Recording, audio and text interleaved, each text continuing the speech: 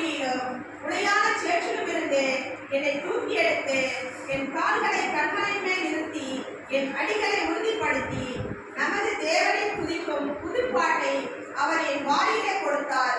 அநேகர் அதை கண்டு பயந்து கர்த்தரை நம்புவார்கள். கண்களை மூடி ஜெபித்து ஆண்டவரோடு பேசப்படியா. ஸ்தோத்திரம் கர்த்தாவே, பரிசுத்த பிதாவே, துதிக்கிறோம், ஸ்தோத்திரிக்கிறோம்ப்பா. ஆதனிய கர்த்தர் ஆசீர்வதித்தது போல வார்த்தை வசனத்தின் மூலமாக என்னோடு நீ பேசுவீரா. அடியை மறைத்து நீ வெளிப்படுவீரா. உங்களை தாழ்த்தி ஒப்புக் கொடுக்கிறோம். இயேசு கிறிஸ்துவின் மூலம் ஜெபிக்கிறோம் பிதாவே. ஆமென். ஹல்லேலூயா என்று தாவீது சொல்கிறார். நாம் கர்த்தருக்காக நாம் காத்திருக்கிறோமா, அதுவும் பொறுமையுடன் காத்திருக்கிறோமா அப்படிதான் பார்க்கணும். ஹல்லேலூயா. இன்னைக்கு நைட்டே உதாரணம் வச்ச ஒரு அறிவிப்புல உங்களுக்கு ரேஷன் கார்டு எல்லாத்துக்கும் 2000 ரூபாய் பரிசுத்து சொன்னாங்க அப்படின்னா நம்ம என்ன செய்வோம்? டோக்கன் கொடுத்துட்டாங்க ரேஷன் கடையில். முன்ன கூட என்ன செஞ்சிடும்?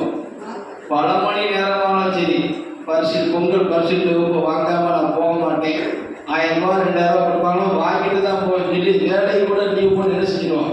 பல மணி நேரம் காத்திருக்கோம். ஹல்லேலூயா. புதுப்படம் ரிலீஸ் அப்படின்னா பாருங்க, நைட்டே பிள்ளைகள் ஓடிடுறாங்க. பல மணி நேரம் டிக்கெட் எடுத்து வரிசையில் நின்று சட்டை போட்டு சட்டையை கழிச்சு காத்திருக்கிறாங்க. ஹல்லேலூயா.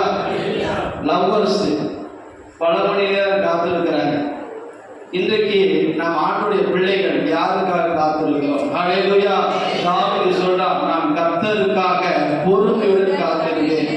காத்திருக்கிறது முக்கியம் இல்லை, எப்படி காத்திருக்கணுமா? பொறுமையுடன் காத்திருக்கணும். ஹல்லேலூயா. ஆண்டவர் ஒரு வாக்குத்தத்தத்தை கொடுத்துட்டாரு, உடனே நிறைவேற நம்ம நினைக்கக்கூடாது. அவர் ஏற்ற வேளையில நிறைவேற்றுவார். அது வரைக்கும் நம்ம என்ன செய்யணும்? பொறுமையோடு காத்திருக்கணும். ஹல்லேலூயா. பாருங்க, காத்திருக்குதல், பொறுமை, நம்பிக்கை எல்லாத்துக்கும் ஒண்ணுக்கு ஒண்ணு தொடர்பு இருக்கு. நீங்க ஒரு ஆவணிக்கு போறோம் அப்படின்னா நம்ம என்ன செய்யணும்? பஸ்ஸுக்கு காத்திருக்கிறோம். 61 பஸ் கண்டிப்பா வரும் அப்படின்னு ஒரு நம்பிக்கை உங்களுக்கு இருக்கணும். அந்த நம்பிக்கை இல்லைன்னா காத்திருப்போமா? காத்திருக்க மாட்டோம். ரெண்டாவது, பஸ் வர 10 நிமிஷம் 1/4 மணி நேரம் ஆகுது அப்படின்னா அந்த பொறுமை இல்லாமல் என்ன செய்ய முடியாது? போக வேண்டிய இடத்துக்கு போக முடியாது. ஸோ ஒரு இடத்துக்கு போகிறோம், ஆண்டவர் வாக்குத்தத்தத்தை கொடுக்குறாரு, அதை நிறைவேற்ற தாமதம் ஆகுது அப்படின்னா அதுக்கு நம்ம காத்திருக்கணும். கர்த்தர் நிறைவேற்றுவார் என்கிற நம்பிக்கை இருக்கணும். 2-3வது பொறுமை இருக்கணும். ஹல்லேலூயா. அப்ப தாவீது எப்படிப்பட்ட சூழ்நிலை சொல்லியிருப்பான்? கர்த்தருக்காக பொறுமையுடன் காத்திருந்தேன், அவர் என்னிடமாய் சாய்ந்து என் கூப்பிடுதலை கேட்டார் என்று சொல்கிறார். ஹல்லேலூயா. அப்ப அவன் ஜெபத்துக்கு கர்த்தர் என்ன செஞ்சிட்டாரு? பதில் கொடுத்துட்டார்.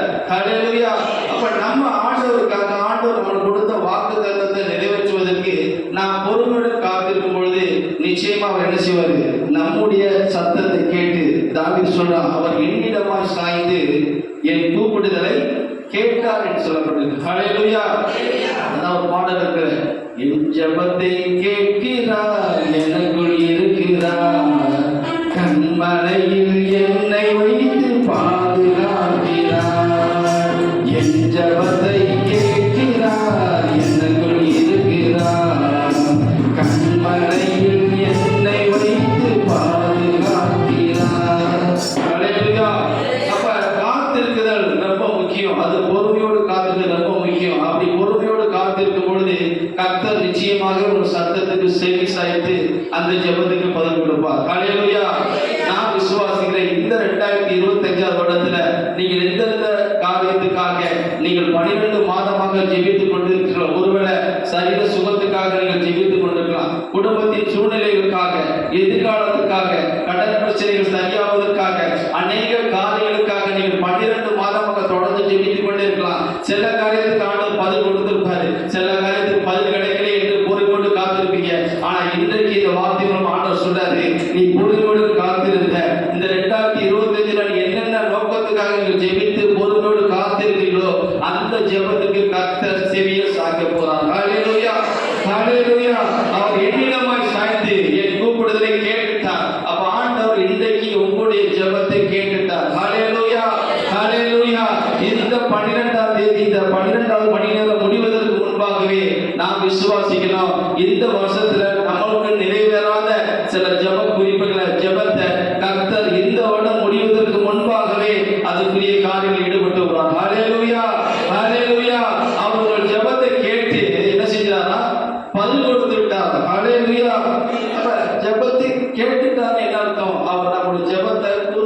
கவனிக்கிறார்.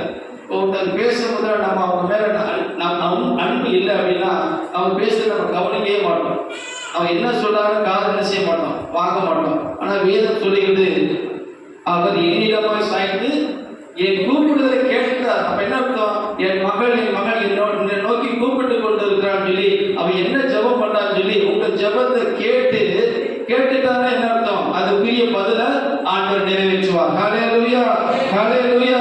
சரி, எப்படி இந்த தாவீது என் ஜெபத்தை கேட்டுட்டார் அப்படின்னா அவனுடைய சூழ்நிலைகள் பாருங்க, சவுலுனால பிரச்சனை, ராஜாவினால துரத்தப்படக்கூடிய அனுபவம் இருக்கு.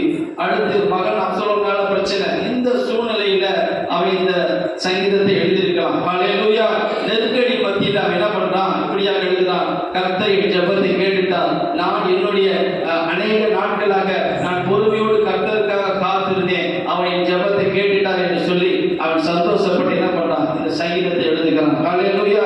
இரண்டாவது காரியம், எப்படிப்பட்ட சூழ்நிலையில அவன் கடந்து சென்றான் அப்படின்னு பார்க்கும் பொழுது 2வது வசனத்தை வாசிக்கிறோம். பயங்கரமான குழியிலும் உளையான சேற்றிலும் இருந்து என்னை தூக்கி எடுத்தார் என்று சொல்லப்பட்டது. ஹல்லேலூயா. பயங்கரமான குழி பாருங்க. இந்த நாட்கள்ல பாலஸ்தீனத்துல தண்ணீர் பிரச்சனை இருக்கனால அந்த தண்ணீரை சேமித்து வைப்பதற்கு என்ன செஞ்சுவாங்களா, அங்கங்க குழி தோண்டி வச்சிருப்பாங்க. மழை நீரை சேமிப்பதற்கு குழி தோண்டி வச்சிருப்பாங்க. அப்ப மழை வந்துச்சுன்னா அந்த குழியில தண்ணி தேவை, அதை வந்து எடுத்து யூஸ் பண்ணாங்க. அப்படி நிறைய குழிகள் இருக்கு.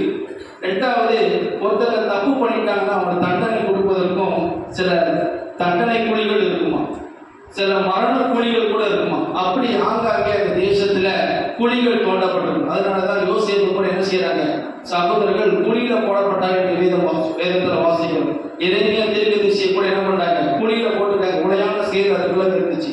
இப்ப இப்படிப்பட்ட குழிகள், இது ஆவிக்குரிய அர்த்தத்துல பார்க்கும் பொழுது பாருங்க, ஒருத்தனை குழியில போட்டாங்க, எப்படிப்பட்ட சூழ்நிலையில இருப்பான், அவனால தப்பிச்சு வர முடியாது. ரொம்ப ஆழமான குழியா இருக்கும், இருள் சூழ்ந்து இருக்கும், மரண பயம் இருக்கும். குழியோட அனுபவம் அப்படிப்பட்ட அனுபவம். ஒருத்தருக்கு மரணத்தை தண்டனை கொடுக்கணும் அப்படின்னா குழியில போட்டாங்க, 2 அடி 3 அடிக்கா இருக்கும், இருக்காது, பல அடி உயரத்துல இருக்கும் குழிகள். அப்ப இந்த மரண குழிகள் ஒரு பயத்தை குறிக்குது, மரண பயத்தை குறிக்குது, துன்பத்தை குறிக்குது, இருள் சூழ்ந்த ஒரு சூழ்நிலையை குறிக்குது. அதுல இருந்து தப்பித்து வர முடியாத ஒரு சூழலை குறிக்கிறது. ஹல்லேலூயா. ஆவிக்குரிய வாழ்க்கையில இன்றைக்கு நாம் சில நேரத்துல குழியின் அனுபவத்துல போய்கிட்டு இருப்போம். யாருமே நம்மளை தூக்கி விட யாரும் இல்லை. ஒரு பயத்தோடு, எதிர்காலத்தை குறித்து பயம், பிள்ளைகளை குறித்து பயம், குடும்பத்தை குறித்த பயம், ஒரு இருள் சூழ்ந்த நிலையில இருக்கும். இந்த குழியில போடப்பட்டவங்க தன்னால மேல எழுதி என்ன செய்ய முடியாது, வரவே முடியாது. யாராவது ஒரு துணை இருந்தா மட்டும் என்ன செய்ய முடியும், அவங்களை குழியிலிருந்து தூக்கி விட முடியும். ஹல்லேலூயா. அப்ப இந்த தாவீது அந்த மரண பயங்கரமான குழியின் அனுபவத்துல அவன் கடந்து சொல்றான். பாத்தீங்கன்னா சவுல் அவனை கொலை செய்வதற்கு என்ன பண்றான், தீவிரமா செயல்பட்டு கொண்டிருக்கிறான். மரண பயம் அவனுக்கு ஒரு பக்கம். இன்னொரு சூழ்நிலையில அப்சலோம் அவனுக்கு விரோதமா எழுப்புறான். இப்படிப்பட்ட மரண பயத்தோட அந்த குழியின் அனுபவத்தில் அவன் சென்று கொண்டிருக்கிறான். அப்படிப்பட்ட சூழ்நிலையில தான் அவன் இப்படியாக எழுதுறான், நான் மரண குழியிலும் பயங்கரமான குழியில நான் இருந்தேன், கர்த்தர் என் ஜெபத்தை கேட்டார். எப்படியாவது கர்த்தர் என இந்த மரண குழியிலிருந்து, பயங்கரமான குழியிலிருந்து கர்த்தர் என்னை விடுவிப்பார் என்ற நம்பிக்கையோடு பொறுமையோடு கர்த்தருக்காக காத்திருந்தான். கர்த்தர் அந்த சூழ்நிலை எல்லாம் மாற்றி மீண்டும் அவனுடைய ராஜாவாக ஏற்படுத்தினார். ஹல்லேலூயா, ஹல்லேலூயா. இன்றைக்கு கூட நாம என்ன செஞ்சுக்கலாம், அந்த பயங்கரமான குழியின் அனுபவத்துல கடந்து செல்லிக்கலாம். ஒருவேளை இந்த 2025 வருடம் உங்களுக்கு பயங்கரமான குழியின் அனுபவமா இருக்கலாம். போராட்டங்கள் இருக்கலாம், கண்ணீர்கள் இருக்கலாம், மரண பயம், வியாதிகள், பிரச்சனை, கடன் பிரச்சனை, குடும்ப பிரிவினைகள், இப்படிப்பட்ட பயங்கரமான குழியின் அனுபவத்தில் இருக்கலாம். ஆனா கர்த்தர் இந்த வசனத்தின் மூலம் சொல்றாரு, அந்த பயங்கரமான குழியில் உங்களை தூக்கி எடுப்பார். ஹல்லேலூயா, ஹல்லேலூயா. 2வதாக பார்க்கும் பொழுது உளையான சேர், சகதிவாங்க, ஆடி அழித்துவாங்க. அப்ப பாருங்க, தண்ணி நிறைய சேமிச்சாங்க. சில காட்டு பகுதிகளில் என்ன இருக்கும், அந்த அழி மாதிரி இருக்கும், அது உள்ளக பண்ண சேரும் சகதி கலந்து இருக்கும். அதுக்குள்ள உழுதுட்டாங்கன்னா அவ்வளவுதான், என்ன செய்ய முடியாது, தப்பிச்சு வரவே முடியாது. அந்த குழியில அப்படியே இழுத்து ஆள் மரணம் ஏற்படும். உளையான சேர், சகதி நிறைந்தது. இந்த குழி அனுபவம் கூட என்ன செய்ய முடியாது, தனி மனிதனாக முயற்சி எடுத்து ரொம்ப கஷ்டப்பட்டு தான் வரணும். அதுல 100-2 பேர் தான் தப்பிக்க முடியும். மற்றவங்க எல்லாம் என்ன செய்ய முடியும், குழியில மூழ்கி இறந்து போகக்கூடிய சூழ்நிலை. உளையான சேர், பாவம், உளையான சேர். விபச்சார வேசித்தன உளையான சேரு, அந்த உளையான சேற்றுல சிக்கி இருக்கிறவங்க சிக்கிட்டோம் அப்படின்னா அது அப்படியே என்ன செய்யணும், அந்த பாவம் உங்களை அப்படியே மூழ்கி அடிச்சு மரணத்துக்கு நேராக கொண்டு போயிடும். ஹல்லேலூயா, ஹல்லேலூயா. தாவீது பத்சேபாவில பாவம் செய்தான். ஹல்லேலூயா. உரியாவின் மனைவிடத்துல உளையான சேரு, ஆனால் மனம் திரும்பினா கர்த்தர் அவனை விடுவித்தார். ஹல்லேலூயா. அப்ப உளையான சேரு சில பாவத்துக்கு சில அடையாளமாக இருக்கிறது. அந்த பாவத்திலிருந்து நீங்க விடுவிக்கப்பட வேண்டும் என்றால் அவர் உங்களை கரம் பிடித்து தூக்கி விட வேண்டும். ஹல்லேலூயா, ஹல்லேலூயா. அது தாவீது சொல்றான், நான் பயங்கரமான குழி மரண போராட்டத்தில் இருந்தேன், உளையான சேரு சில பாவங்களும் நான் செய்திருந்தேன், ஆனா கர்த்தர் என்னை தூக்கி எடுத்தார். ஹல்லேலூயா. இன்றைக்கு இந்த 2025 வருடத்துல இந்த 2 விதமான அனுபவத்தை நீங்க கடந்திருக்கலாம். பயங்கரமான குழியின் அனுபவம், போராட்டங்கள், உளையான சேரு. ஒருவேளை ஆண்டவருக்கு பிரியமில்லாத சில பாவங்களை செய்திருக்கலாம். நீங்க நினைக்கலாம் யாருமே நம்மளை பார்க்கல அப்படின்ட்டு, ஆனால் ஆண்டவர் பார்த்து கொண்டிருப்பார். ஹல்லேலூயா. அதுதான் யோசேப்பு சொன்னா, நான் கர்த்தருக்கு விரோதமாக பாவம் செய்வது எப்படி என்று சொல்லி பாவம் செய்யக்கூடிய சந்தர்ப்பம் சூழ்நிலை வந்தாலும் கர்த்தருக்கு பயந்து அவர் பாவத்தை விட்டு விலகி ஓடுகிறார். ஹல்லேலூயா. உளையான சேரு. அப்ப தாவீது இந்த பயங்கரமான குழியிலிருந்தும் உளையான சேற்றிலிருந்தும் என்னை தூக்கி எடுத்தார் என்று சொல்லப்பட்டிருக்கு. ஹல்லேலூயா. சோ கர்த்தர் இன்றைக்கு உங்களை அப்படிப்பட்ட சூழ்நிலைகளுக்கு இந்த 2025 முடியக்கூடிய நாட்களில கர்த்தர் உங்களை தூக்கி எடுப்பார். ஹல்லேலூயா. இந்த 2026 புதிய வருஷத்துல ஒரு புதிய அபிஷேகத்தோடு ஒரு புதிய மனுஷனாக ஒரு புதிய மனுஷியாக 2026 நாம் பிரவேசிக்க போகிறோம். ஹல்லேலூயா. அந்த பயங்கரமான படுகொலை, வியாதிகள், வறுமைகள், கண்ணீர்கள், கஷ்டங்களிலிருந்து கர்த்தர் உங்களை தூக்கி எடுக்க போகிறார். ஹல்லேலூயா, ஹல்லேலூயா. பாவத்திலிருந்து உங்களை தூக்கி எடுக்க போகிறார். ஹல்லேலூயா. பிரச்சனை, போராட்டங்களிலிருந்து உங்களை தூக்கி எடுக்க போகிறார். ஹல்லேலூயா. எத்தனை பேர் விசுவாசிக்கிறோம்? அப்பா, என்னை இந்த பயங்கரமான குழியிலிருந்து உளையான சேற்றிலிருந்து என்னை தூக்கி எடுக்கிறார். ஹல்லேலூயா, ஹல்லேலூயா. ஒரே ஒரு ஸ்டேட்ஸா போடுவோம். என்னை தூக்கி தூக்கி எடுத்தீரே, நீ சர்வ வல்லவரே. என்னை தூக்கி தூக்கி எடுத்தீரே, நீ சமவரக்காரனே. என்னை தூக்கி தூக்கி எடுத்தீரே, நீ சர்வ வல்லவரே. என்னை தூக்கி தூக்கி சுமந்தீரே, நீ சமவரக்காரனே. ஹல்லேலூயா. இந்த மரணத்திலிருந்து, பிரச்சனையிலிருந்து, போராட்டத்திலிருந்து கர்த்தர் நம்மளை தூக்கி எடுப்பார். ஹல்லேலூயா. அடுத்து என்ன சொல்றாரு? என் கால்களை கண்மலையின் மேல் நிறுத்தி என் அடிகளை உறுதிப்படுத்துகிறார் என்று தாவீது சொல்கிறார். பாருங்க, இந்த 2 அனுபவத்துல பார்க்கும் பொழுது ஒரு படுகொலியில நீங்க விழுந்துட்டீங்க அப்படின்னா கூட உங்க கால்கள் என்ன செய்ய முடியாது. எவ்வளவுதான் நீங்க முயற்சி பண்ணி தப்பிச்சு அந்த பிரச்சனை வெளியில வரும்னு நினைப்பீங்க, உங்களால முடியவே முடியாது. ஹல்லேலூயா. உளையான சேரு, அதுல இருந்து நீங்க தப்பிச்சு வர்றதுக்கு உங்க கால் எடுத்து வைப்பீங்க, ஒரு கால் எடுத்து வைப்பீங்க, இன்னொரு கால் பிடிச்சு இழுக்கும். அந்த பாவம் உங்களை தப்பிச்சு விடாதபடிக்கு என்ன செய்யும், உங்களை இழுத்து கொண்டே இருக்கும். நிறைய பேர் சொல்றது கேட்கலாம், பாவத்திலிருந்து விடுதலை வந்துட்டேன், ஆனா இன்னும் எனக்கு அந்த பாவ சிந்தனை இருந்துகிட்டே இருக்கு, என்னால் அதை விட முடியல, குடிப்பழக்கத்திலிருந்து விட முடியல, விபச்சாரத்திலிருந்து விட முடியல, நான் விடணும்னு ஆசைப்படுறேன், ஆனா என்ன செய்ய முடியல. அந்த பாவம் உங்களை பற்றி இழுத்து கொண்டே இருக்கு. அதுல இருந்து கர்த்தர் தான் நம்ம விடுவிக்க முடியும். ஹல்லேலூயா, ஹல்லேலூயா. இந்த 2 விதமான அனுபவத்துல அவனுடைய கால்கள் நிலையாக இருக்காது. படுகொலியில் இருந்தா கூட அவன் பிடிச்சு ஏறுவதற்கு எந்த கிரிப்பும் இருக்காது, படி இருக்காது, கையை பிடிச்சு வச்சுக்கிறதுக்கு ஒரு வாய்ப்பு இருக்காது. உளையான சேர்ச்சினாலும் அவன் கால் என்ன செய்ய முடியாது, ஒரு நிலையை அடுத்த ஸ்டெப் என்ன செய்ய முடியாது, எடுத்து வைக்க முடியாது. காரணம் அந்த பயம், போராட்டம், அது நம்ம என்ன செய்வோம்ங்கிறத ஒரு தெளிவான தீர்மானம் எடுக்க முடியாது. படுகொலியில் இருக்கும் பொழுது இருளத்தான் இருக்கும், அது வெளிச்சம் இருக்குமா, இருக்காது. தப்பிச்சு வர்றதுக்கு எவ்வளவு உயரமே நம்மளுக்கு தெரியாது. உள்ளக்க பூச்சி இருக்கா, என்னென்ன விஷ பூச்சிகள் இருக்கா நம்மளுக்கு பயமா இருக்கும். லைட்டா மண்ணு விழுந்தாலும் மண்ணு மூடிடுமோ அப்படிங்கிற ஒரு பயம் இருக்கும். இப்படிப்பட்ட இருள் சூழ்ந்த பகுதியில நம்முடைய ஸ்டெப் எடுத்து வைக்கிறதுக்கு முடியாது, முன்னேறுவதற்கு ஒரு தடையாக இருக்கும். ஹல்லேலூயா. ஆனா தாவீது சொல்றா, அவர் என்னை தூக்கி எடுத்து என் கால்களை கண்மலையின் மேல் நிறுத்துகிறார். ஹல்லேலூயா, ஹல்லேலூயா. தேவனாகிய கர்த்தர் குமாரனாகிய இயேசுவாகிய கண்மலையின் மேல தாவீதை நிறுத்துகிறார். ஹல்லேலூயா. அப்ப உளையான சேரு கூட நம்ம அடுத்த லெவலுக்கு போக முடியாது. பயங்கரமான குழி, அது அடுத்த ஸ்டெப் எடுத்து வைக்க முடியாது. நம் கால்கள் நிலையாக இருக்காது. ஆனா தேவன் தம்முடைய குமாரனை இயேசு என்கிற கண்மலையில தாவீதை தூக்கி நிறுத்துகிறார். ஹல்லேலூயா. அவருடைய கால்களை கண்மலையின் மேல் நிறுத்துகிறார். கண்மலை இயேசு கிறிஸ்துவை குறிக்கிறது. கண்மலையில நாம் நிறுத்தப்படும் பொழுது, இயேசு கிறிஸ்துவுக்குள்ள நாம் நிலைத்து இருக்கும் பொழுது நம்முடைய அடிகள், நம்முடைய பாதைகள் தெளிவாக இருக்கும். ஹல்லேலூயா. பயமில்லாத வாழ்க்கையா இருக்கும். ஹல்லேலூயா. பாருங்க, இருட்டு நேரத்துல நீங்க நடந்து போனீங்கன்னா சரியான நேரத்துக்கு போக முடியாது. பயம் இருக்கும், கல் இருக்கும், முள் இருக்கும், பூச்சிகள் இருக்கும். அதையெல்லாம் கடந்து செல்வதற்கு சில தடைகள் இருக்கும். அப்படிதானே? இங்கிருந்து நம்ம அலமாதிக்கு போறோம், இருட்டு, ரொம்ப இருள் சூழ்ந்த பகுதி, ஒரு காட்டு பகுதி இருந்துச்சு அப்படின்னா நம்ம என்ன செய்ய முடியாது? பயந்து போவோம்.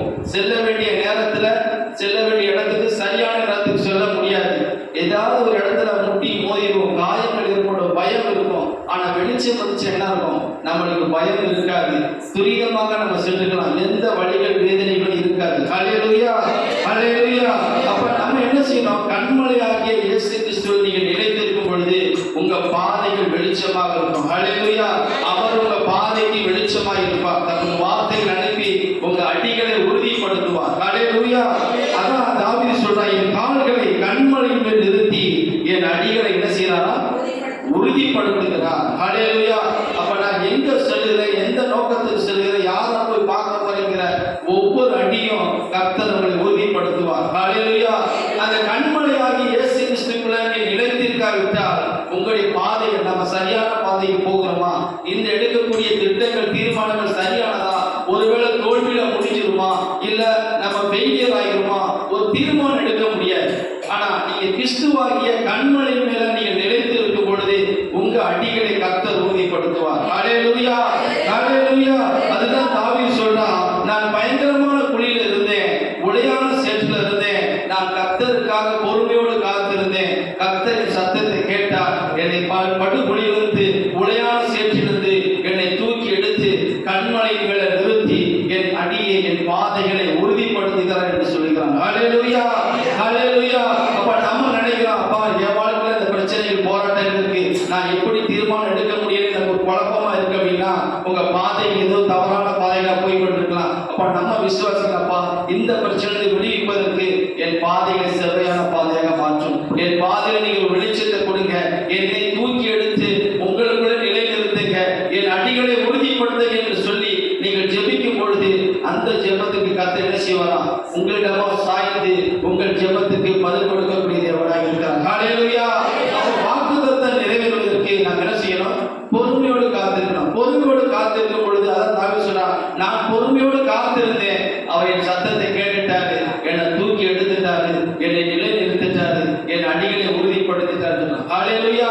அப்ப உறுதிப்படுத்தின பரவாயில்ல. அவன் என்ன சொல்றான்? 3வது வசனத்துல, நமது தேவனை துதிக்கும் புதுப்பாட்டை அவர் என் வாயில் கொடுத்தார், அநேகர் அதை கண்டு பயந்து கர்த்தரை நம்புவார்கள் என்று சொல்லுவாங்க. ஹல்லேலூயா.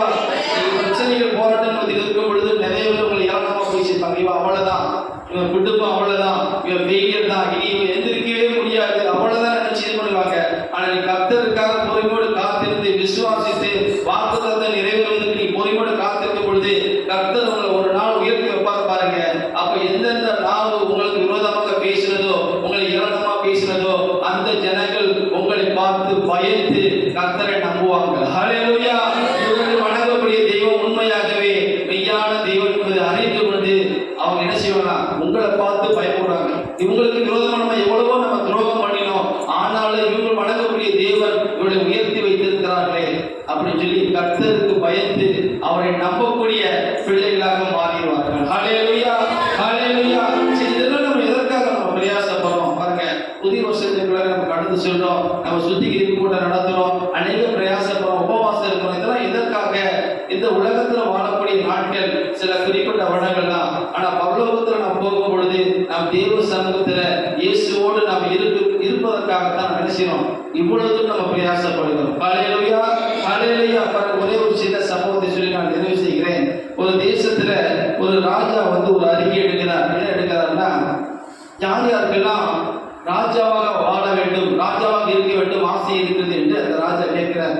அப்ப எல்லாரும் கை தூக்குறாங்க. உங்களுக்கு 5 வருஷம் சான்ஸ் தானே, நீங்க இந்த தேசத்தை என்ன செஞ்சுக்கலாம், 5 வருஷம் நீங்க ராஜாவா நீங்க ஆளுகை செய்யலாம் அப்படின்னு சொன்ன உடனே நிறைய பேர் கை தூக்க ஆரம்பிச்சாங்க. நான் ராஜா ராஜாவோட ஆண்கள் பெண்கள் எல்லாமே கைதுறாங்க. ராஜா பார்த்துட்டு என்ன சொல்றாரு, ஒரே ஒரு நிபந்தனை, கண்டிஷன் சொல்றேன். என்ன கண்டிஷன்? 5 வருஷம் முடிஞ்ச பிறகு உங்களை என்ன செய்யணும், ஒரு தீவுல போட்டுருவேன். அந்த தீவு சுற்றிலும் தண்ணீர், கடல்கள் நிறைந்தது. அதுல உயிர் வாழ்வதற்கு எந்த அறிகுறியுமே இருக்காது. காய்கறிகள் பழங்கள் எதுவுமே அந்த காட்டுல தீவுல இருக்காது. பல கொடூரமான துஷ்ட மிருகங்கள் இருக்கும். நீங்க அந்த தீவுல நீங்க என்ன செஞ்சீங்க, உங்களை போட்டுருவோம். இதுக்கு சம்மதம்னா நீங்க ராஜாவாக இருக்கலாம்னு சொன்னோடையும் எல்லாருடைய கரங்களும் கீழே இறங்கிருச்சு. ஹல்லேலூயா. பயம் இருக்கும் இல்லையா? 5 வருஷம் நம்ம சந்தோஷமா வாழ்ந்துக்கலாம். ஆனா 5 வருஷம் கழிச்சு நம்ம எத்தனை நாள் உயிரோடு இருக்குமே தெரியும் சொல்லி நிறைய பேர் இறக்கிட்டாங்க. ஆனா ஒருத்தர் மட்டும் கையை தூக்கணும், நான் ராஜாவாக போறேன் பாவி. உடனே ராஜா உண்மையாக சொல்லியா? ஆமா உண்மையாக சொல்றேன். அவங்க சொந்த பந்தங்கள் என்ன செய்யறாங்க, சத்தம் போடுறாங்க, 5 வருஷம் நல்லா வாழ்ந்துடலாம், 5 வருஷம் கழிச்சு நீ செத்து போயிருக்கே அப்படின்னு சொல்லி பிள்ளைகள், மனைவி, பெற்றோர் எல்லாம் சத்தம் போடுறாங்க. இல்ல நான் 5 வருஷம் நான் ராஜாவாக போறேன்னு சொன்னியும் ராஜா கொண்டு அவனுக்கு பட்டத்தை சுட்டி நீ ராஜாவாக இரு அப்படின்னு சொல்லிட்டார். 5 வருஷம் முடிஞ்சிருச்சு. 5 வருஷம் முடிஞ்ச பிறகு ராஜா சொல்றாரு, எப்போ அவன் அந்த தீவிர கொண்டு விட போறோம், படகு எல்லாம் ரெடி ஆச்சா, போட்டெல்லாம் கொண்டு வா, இவனை உள்ளாக்க போடு அப்படின்னு சொல்றாங்க. இவன் சந்தோஷமா போறான், ஒளி போறான், சந்தோஷமா போறான். மனைவி, பிள்ளைகள், பெற்றோர் எல்லாம் பார்க்க, என்னன்னா இவ்வளவு சந்தோஷமா போற அப்படின்னு சொல்லி கேட்கிறாங்க. எனக்கு எந்த பயமே இல்லை அப்படிங்கிறான். எப்படி பயம் இல்லாம இருக்கும்? ராஜாவுக்கு ஒரே குழப்பமா போச்சு. நீ அங்கே போய் செத்து போயிருப்பா, நீ எவ்வளவு இப்படி சந்தோஷமா இருக்க? உன் பிள்ளைகள்லாம் போற அழுகுறாங்க, உன் பிள்ளை மனைவிலாம் அழுகுறாங்களே அப்படின்னு நினைக்கிறாங்க. ஒருவேளை நம்ம குடும்பத்தில் அப்படி இருந்தாங்கன்னா உங்க சூழல் எப்படிப்பட்டதா இருக்கும்? கணவனோ பிள்ளைகளோ இந்த ராஜாவை பொருட்படுத்திக்கிட்டு 5 வருஷம் முடிஞ்ச அப்புறம் போறாங்க அப்படின்னா நீங்க அழுவீங்களா, இல்லை சிரிச்சு சந்தோஷம் வருவீங்களா? நிமிஷம் முடிஞ்சது போய் செத்து தொலைச்சு நினைப்பீங்களா, இல்ல எப்படி நினைப்பீங்க? அப்ப அவங்க எப்படி நினைச்சிருப்பாங்க? என்னை விட்டு போறாங்கன்னு நினைச்சு. ராஜா கடைசி ஒரு கேள்வி கேட்கிறாரு, என்னப்பா நீ எப்படி இவ்வளவு சந்தோஷமா இருக்க, நீ சாக போறிய, எப்படி சந்தோஷமா இருக்க கேட்டாரு. அவன் சொன்னான், ராஜா 5 வருஷம் நான் ஆளுகை செய்தான் தெரியும், ஆனா 5 வருஷத்துல நான் என்ன செய்ய தெரியுமா? என்னப்பா செஞ்சேன்? முதல் வருஷம் 1000 பேர்த்த அந்த தீவுக்கு அனுப்புனேன். அனுப்பி இருக்கிற எல்லா துஷ்டர்களையும் வேட்டையாடி கொள்ள சொல்லிட்டேன். அப்படியா? அடுத்த 2வது வருஷம் அடுத்த 1000 பேர்த்த அனுப்புனேன். விவசாயம் பண்ண சொல்லிட்டேன். காய்கறிகள், பழங்கள் சாப்பிட்றதுக்கு, உயிர் வாழ்வதற்கு தேவையான எல்லா விதமான மரம், செடி கொடிகள், மூலிகைகள் எல்லாத்தையும் பயிர சொல்லிட்டேன். அது நல்லா வளர்ந்துருச்சு. அடுத்த 3வது வருஷம் ஒரு 1000 பேர்த்த அனுப்புனேன். அனுப்பி எல்லா இன்ஜினியர்ஸ் அனுப்பிட்டேன். நான் ஒரு சுகபோகமா வாழ்வதற்கு பல 50-60 அறைகள் இருக்கக்கூடிய பெரிய அரண்மனை நான் கட்டிட்டேன். அடுத்த வருஷம் ஒரு 1000 பேர்த்த அனுப்பி போட்டு படங்கள்லாம் செஞ்சு பக்கத்து தேசத்துல வணிகம் செய்வதற்கு, தொடர்பு கொள்வதற்கு என்னென்ன செய்யணும் எல்லாத்தையும் நான் செஞ்சுட்டேன். இனி நான் சந்தோஷமா போய் சொல்றேன். ஹல்லேலூயா. இக்கரையிலிருந்து அக்கறை போவதற்கு அந்த மனுஷன் எவ்வளவு சிந்தனையோடு பிரயாசப்படுகிறான். நாம் இந்த உலகம் நிரந்தரமான உலகம் அல்ல, நம்முடைய நிரந்தரமான உலகம் பரலோக ராஜ்யம். அந்த பரலோக ராஜ்யத்துக்கு போவதற்கு நாம் எவ்வளவு பிரயாசப்படணும். ஹல்லேலூயா. அப்ப இங்க நம்ம 70 வருஷமோ 80 வருஷமோ 100 வருஷமோ, ஆனா இதுக்கடுத்து நம்ம பரலோக ராஜ்யத்துக்கு போற பாருங்க, அதுதான் நிரந்தரமான ராஜ்யம். அப்ப அங்க போறதுக்கு நாம் எவ்வளவு பிரயாசப்படணும், கர்த்தருடைய வார்த்தைக்கு எப்படி கீழ்ப்படிந்து நடக்கணும், அநேக ஆத்துமக்கள் ஆதாயப்படுத்தணும், வேதத்தில் ஆண்டு சொன்ன வார்த்தையை கீழ்ப்படிந்து நடக்கணும். அப்படி நடக்கும் பொழுது நாம் அந்த பரலோக ராஜ்யத்துக்கு போவதற்கு நாம் ஆயத்தமா இருந்தோம் அப்படின்னா இந்த உலகத்தில் காணப்படுகின்ற பிரச்சனைகள், நோய்கள், வியாதிகள், மரண பயம் எதுவுமே நம்ம ஒன்றுமே என்ன செய்ய முடியாது, சேதப்படுத்த முடியாது. அந்த மனிதன் எப்படி நான் அந்த தேசத்துக்கு போறேன், அந்த தீவுக்கு போறேன், காரணம் அங்க எதுவுமே என்னை சேதப்படுத்தாது, அங்க எனக்கு தேவை எல்லா வசதியும் இருக்கு என்ற நம்பிக்கையோட போனா பாருங்க. அந்த நம்பிக்கை நம்மளுக்குள்ள இருக்கும் பொழுது நாம் இன்றைக்கு மதிச்சப்பட்ட பரலோக ராஜ்யம் என்ன செய்வோம், தேவ சமூகத்தில் இருப்போங்கிற நிச்சயத்தோடு காணப்படும் பொழுது எந்த பயமும் எந்த கவலையும் நம்ம சேதப்படுத்தாது. ஹல்லேலூயா. அப்ப தாவீது சொன்னது போல நான் கர்த்தருக்காக பொறுமையுடன் காத்திருந்தேன், அவர் என்னிடமாய் சாய்ந்து என் கூப்பிடுதலை கேட்டார். என்னை பயங்கரமான குழியிலிருந்தும் உளையான சேற்றிலிருந்தும் என்னை தூக்கி எடுத்து என்னை கண்மலையின் மேல் வைத்து என் அடிகளை உறுதிப்படுத்தினார் என்று சொன்னது போல கர்த்தர் இன்றைக்கு இந்த வருஷத்துல உங்களை பயங்கரமான குழியிலிருந்தும் உளையான சேற்றிலிருந்தும் கர்த்தர் உங்களை தூக்கி எடுப்பார். 2026 வருஷத்துல நாம் கண்மலையாக இயேசு கிறிஸ்துவில் நிலைத்திருப்போம். உங்கள் பாதைகள், உங்கள் ஆலோசனைகள், உங்கள் முயற்சிகள் எல்லாம் கர்த்தர் உறுதிப்படுத்துவார், அதை ஆசீர்வதிப்பார். கர்த்தர் உங்களை ஆசீர்வதிப்பார். ஹல்லேலூயா. ஹல்லேலூயா.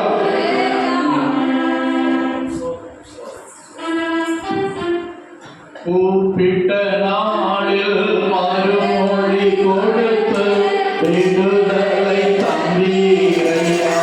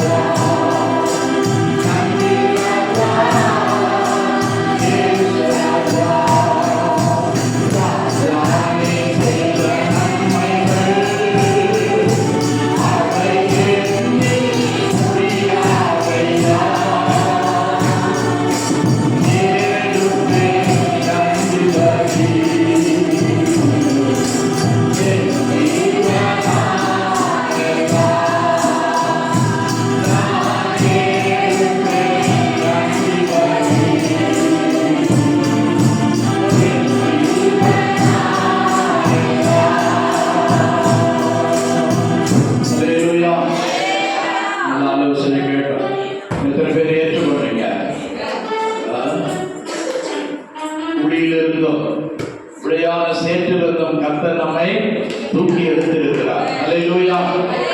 கன்மலையாகி அவரில் நம்மை நிலைநிறுத்தி இருக்கிறார். அல்லேலூயா. ஒரு ஆண்டில் நம்ம ஆண்டவரை மறந்தாலும் எத்தனை பேர் டெய்லி ஜாப் பண்ணீங்க? போய் சொல்லுங்க.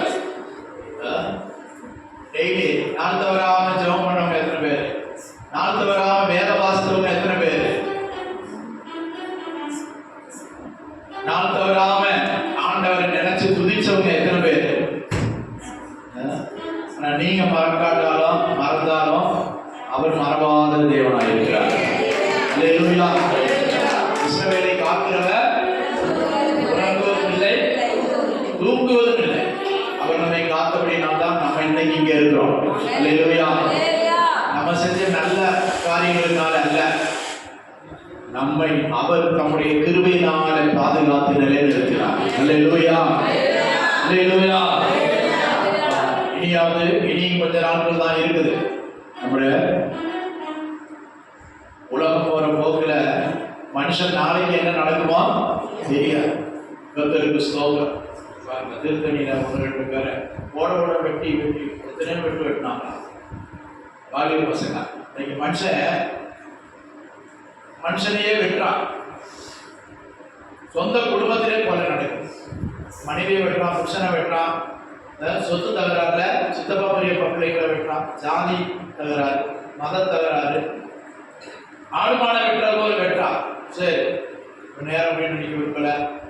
கர்த்தர் நம்மை பாதுகாத்து வைத்திருக்கிறார். போன மாசம் இயற்கை சீற்றங்கள், இலங்கையில அங்கங்கே ஆபத்துகள், நிறைய பேர் உயிரோட மண்ணுக்குள்ள போயிட்டாங்க. வெள்ளம் மாறிக்கொண்டு போனது, ஆபத்துகள், தீமைகள் சம்பவித்தது. எத்தனையோ பேருக்கு ஆபத்து சம்பவித்தது. ஆக்சிடென்ட்ல மரித்து போனார்கள், யுத்தத்தில் மரித்து போனார்கள். ஆனால் கர்த்தர் கிருபையாய் நம்மை பாதுகாத்து வைத்திருக்கிறார். இப்போது கன்மலையாகிய கிறிஸ்துவின் மேல் நம்மை நிலைநிறுத்தி இருக்கிறார். அல்லேலூயா. அல்லேலூயா. ஆண்டவர் சமூகத்தில் எழுப்பி நின்று புதிய தீர்மானங்கள் செய்வோம், புதிய பொருத்தனைகளை செய்வோம். இனி எனக்கு 1 வருஷம் கூட ஆண்டவர் எனக்கு கிருபையாய் தருவாரானால் நான் என்ன செய்வேன் என்று தீர்மானம் பண்ணுங்க, பொருத்தனை பண்ணுங்க. ஹல்லேலூயா. ஹல்லேலூயா. ஹல்லேலூயா. எல்லாரும் கண்களை மூடி அங்கங்க வேடிக்கை பார்க்க வேண்டாம். தேவ சமூகத்துல நாம் நம்மை ஒப்புக் கொடுப்போம். ஆண்டவரே, இதுவரை என்னை பாதுகாத்தேன், இம்மற்று என்னை நடத்தினேன், இம்மற்று என்னோட கூட இருந்தீங்க அப்பா. அல்லேலூயா. இனி என்னை நடத்துங்க ஆண்டவரே, இனி என்னை நடத்துங்க ஆண்டவரே, ஒரு குறைவின்றி நடத்துங்க ஆண்டவரே. புதிய வருஷம் எனக்கு ஆசீர்வாதமாய் இருக்கட்டும் ஆண்டவரே, நன்மைக்கு ஏதுவாய் இருக்கட்டும் ஆண்டவரே. ஹல்லேலூயா. ஹல்லேலூயா. ஹல்லேலூயா. ஹல்லேலூயா. இயேசுவே உமக்கு ஸ்தோத்திரம். கர்த்தருக்கு பிரியமாய் நடக்க நாம் தீர்மானிப்போம். கர்த்தருக்கு பிரியமானதை செய்ய நாம் நம்மை ஒப்புக்கொடுப்போம்.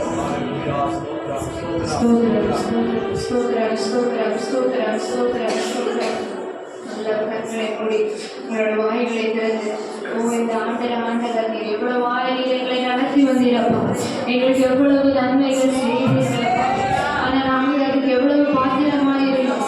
ஒவ்வொருத்தரை சிந்திச்சு பார்ப்போம். ஒவ்வொருத்தரையும் காயப்படுத்திட்டே சப்பா, நோக்கடித்துட்டே சப்பா. ஏசப்பா, இந்த நேரத்துல நாங்க எங்களை உமக்கு ஒப்பு கொடுக்கிறோம் ஏசப்பா. எங்களை முழுதுமாய் ஒப்பு கொடுக்கிறோம் ஏசப்பா. எங்களை நாங்கள் சமர்ப்பிக்கிறோம் ராஜா. இதுவரைக்கும் நாங்க எதுக்கும் முக்கியத்துவம் கொடுத்துருக்கோம், நாங்க எதையோ முக்கியம் நினைச்சிருக்கோம் ஏசப்பா. எங்களுடைய காலத்தையும் நேரத்தையும் நாங்கள் வீணடித்திருக்கிறோம் ராஜா. இனிமே நாங்க அப்படி பண்ண மாட்டோம்னு சொல்லிட்டு எல்லாரும் ஒப்பு கொடுப்போமா? ஓ ஏசப்பா, இந்த புதிய ஆண்டு, வரப்போகிற ஆண்டு, அதை நான் உமக்கு தர போகிறேன் ஏசப்பா. அந்த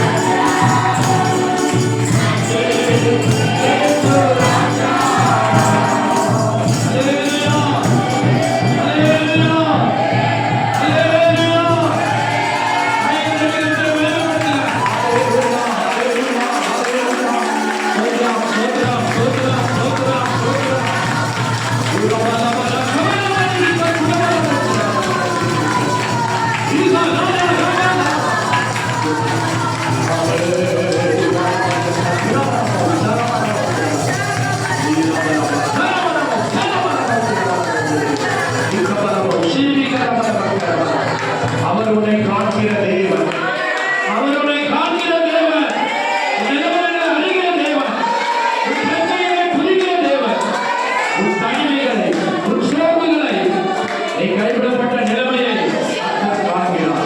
கர்த்தர் அறிகிறார். மகளே மகனே, இருதயத்தை எனக்கு ஒப்புக்கொடு, உன் வாழ்க்கையை எனக்கு ஒப்புக்கொடு, கர்த்தரிடத்தில் ஒப்புக்கொடு, கர்த்தரிடத்தில் ஒப்புக்கொடு. கர்த்தர் உன்னை காண்கிறார்.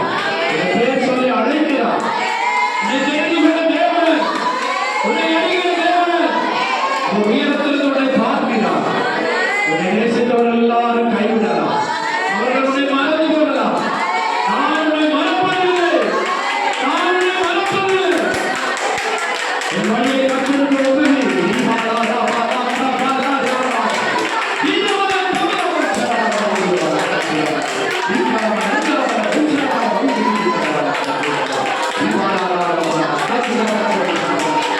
சொந்த வழிக்கு போக வேண்டாம், சொந்த வழியிலே நடக்காது. உன் மனசு மாம்சம் விரும்புகிறது, மனசு மாம்சம் விரும்புகிறபடி நடந்தது போதும்.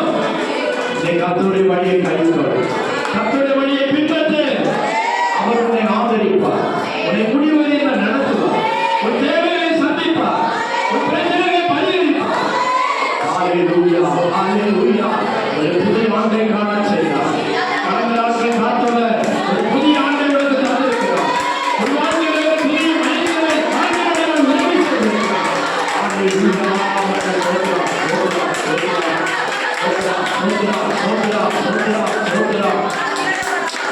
கடந்த நாட்கள் காத்தீர் நன்றி ராஜா, காத்தீர் நன்றி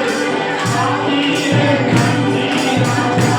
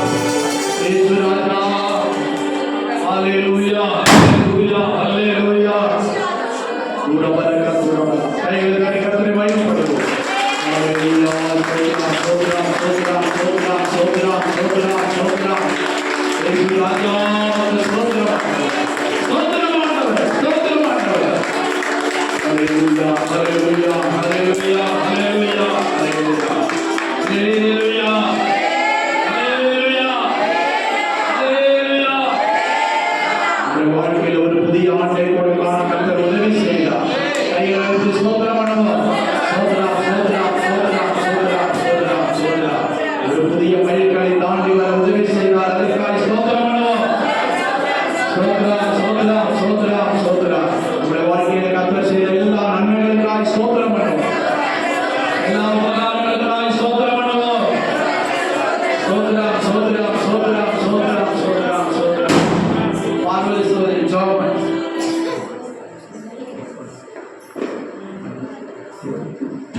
ஜெபம் பண்ணுறோம். தகப்பனே, பிடிக்கிற மற்றவரே அப்பா,